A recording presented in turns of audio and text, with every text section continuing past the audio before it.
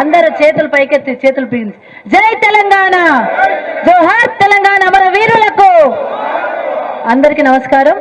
ఈరోజు మెదక్ జిల్లా వ్యాప్తంగా సన్న వడ్లకు బోనస్ ఇవ్వాలి, రైతు రుణమాఫీ పూర్తిగా చేయాలి, కాళేశ్వరం నీళ్లు వదలాలి, అదేవిధంగా రైతులకు 24 గంటల కరెంటు ఇవ్వాలి అనే నినాదంతో ధర్నా కార్యక్రమం నిర్వహిస్తూ ఉన్నాం. ఈ కార్యక్రమంలో మనకు ముఖ్య అతిథులుగా విచ్చేసిన ఈ జిల్లా మరి శ్రేయోభిలాషులు గౌరవనీయులు సిద్దిపేట శాసనసభ్యులు మాజీ మంత్రివర్యులు శ్రీ హరీష్ రావు గారికి, మరొక పెద్దలు మాజీ వ్యవసాయ శాఖ మంత్రివర్యులు కేసీఆర్తో పోటీ ఉద్యమం నుండి 2001 నుండి కూడా కేసీఆర్ సార్తోనే అడుగులు అడిగేసి నడిచిన పెద్దలు గౌరవనీయులు నిరంజన్ రెడ్డి గారు, గౌరవ శాసనసభ్యురాలు శ్రీమతి సునీత లక్ష్మారెడ్డి గారు, గౌరవనీయులు శాసనసభ్యులు మనకు పార్లమెంట్ సభ్యులుగా ఉన్న గతంలో ఉన్న మన కొత్త ప్రభాకర్ రెడ్డి గారు, అదేవిధంగా మాజీ శాసన మండలి సభ్యులు సుభాష్ రెడ్డి గారు, ఆందోళ్ మాజీ శాసనసభ్యులు క్రాంతి గారు, మాజీ శాసన సభ్యులు శశిధర్ రెడ్డి గారు, సోములన్న గారు, అదేవిధంగా మాజీ జిల్లా పరిషత్ చైర్మన్ హేమలత శేఖర్ గౌడ్ గారు, చంద్రగౌడ్ గారు, కంటారెడ్డి తిరుపతి రెడ్డి గారు, ఈ పట్టణ అధ్యక్షులు అంజనేయుల్ గౌడ్ గారు, పెద్దలు బట్టి జగపతన్న గారు, మల్లికార్జున్ గౌడ్ గారు, మరి ఈ కార్యక్రమంలో పాల్గొన్న జిల్లా నుండి అన్ని పార్టీల మండలాధ్యక్షులు, కార్యవర్గ సభ్యులు, అదేవిధంగా మాజీ జడ్పీటీసీలు, మాజీ ఎంపీపీలు, పిఎస్సిఎస్ చైర్మన్లు, అదేవిధంగా ఇంకా వ్యవసాయ శాఖ అనుబంధ సంస్థల అధ్యక్షులు, అదేవిధంగా మాజీ సర్పంచులు, మాజీ ఎంపీటీసీలు, రైతులు, రైతు సోదరులు, మా మైనార్టీ సోదరులు, అదేవిధంగా వేదిక ముందున్న మా మీడియా సోదరులు, electronic media and print media అందరికీ కూడా, మా మహిళా సోదరి మనులందరికీ కూడా పేరు పేరున హృదయపూర్వక నమస్కారాలు తెలియజేసుకుంటూ, రేవంత్ రెడ్డి గారు ఎలక్షన్ల ముందు 6 గ్యారంటీలు 420 హామీలు అని చెప్పేసి అనేక అడ్డగోలు హామీలు ఇచ్చి ప్రజలను మోసం చేసి గద్దెనెక్కడం జరిగింది. అన్ని అసత్యాలు, అబద్ధాలు, మోసపూరిత మాటలు, మోసపూరిత హామీలను ఇచ్చి గద్దెనెక్కిన తర్వాత అన్ని మర్చిపోయిండు. ఆయన హామీలన్నీ మర్చిపోయిండు, హామీలన్నీ తుంగలో దొక్కిండు. ఏరు దాటదాకా ఓడమల్లప్ప, ఏరు దాటంగానే బోడమల్లప్ప, తెప్ప తగిలేసే రకం రేవంత్ రెడ్డి గారు. మర్చిపోవడమే కాదు, అందరినీ మోసం చేస్తా ఉన్నారు.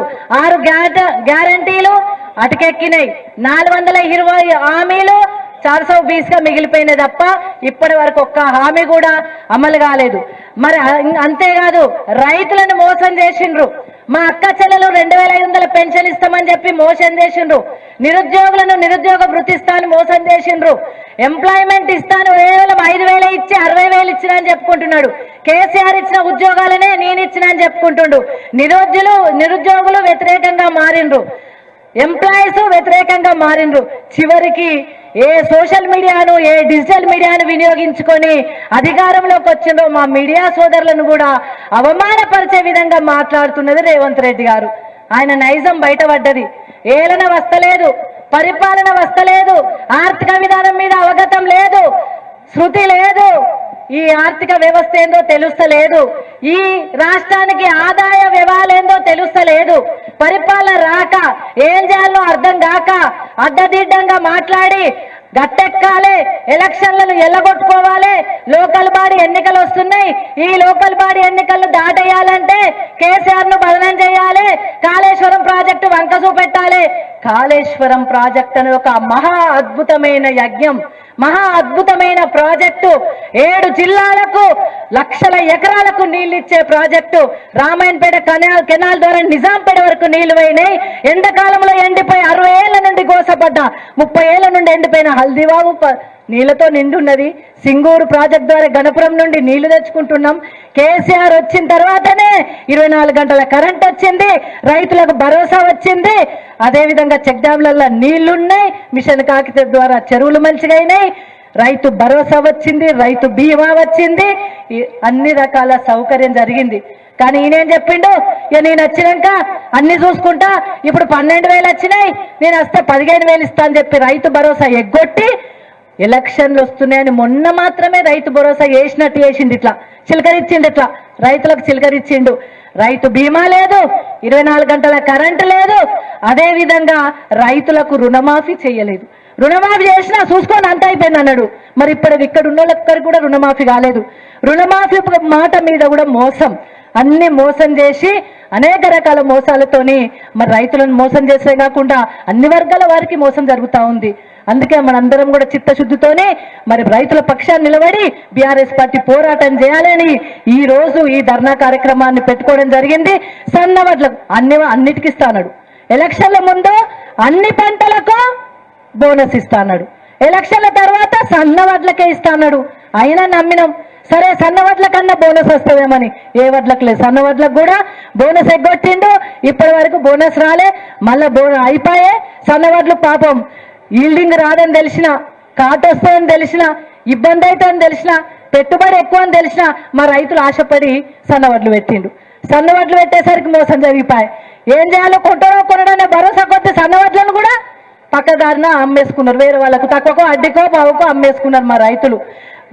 వర్షంలో తడుస్తే వడ్ల కాడికి వచ్చి చూసిన పాపాన పోలే అధికారులు కావచ్చు, ఇక్కడ ఉన్న శాసనసభ్యులు కావచ్చు. వడ్లు తడిచిపోయినాయి, ముక్కొచ్చింది, మొలకొచ్చింది, అయినా పట్టించుకోలేదు.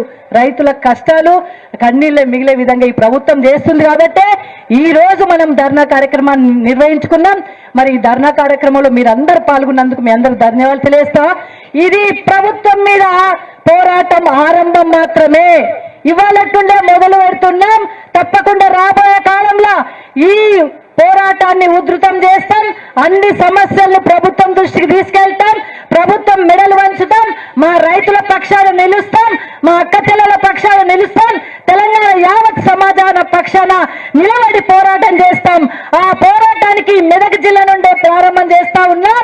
మెదక్ వేదికగా ఈ పోరాటం మరి ఇప్పుడు ఆరంభం మాత్రమే, ఇంకా చివరి దాకా కూడా కొట్లాడతాం. నువ్వు ఎన్ని జిమ్మిక్కులు చేసినా, ఎలక్షన్లో గెలవడానికి ఎన్ని బదనామాలు చేసినా ఎవ్వరు కూడా నమ్మటం లేరు. కేసీఆర్ అంటేనే ఒక పవర్, కేసీఆర్ అంటేనే ఒక చిత్తశుద్ధి, కేసీఆర్ అంటేనే ఒక ఆనిముత్యం. మరి అలాంటి వ్యక్తి నువ్వు బదనాం చేయాలని చూసినా ఎవరు నమ్మే పరిస్థితుల్లో లేరు.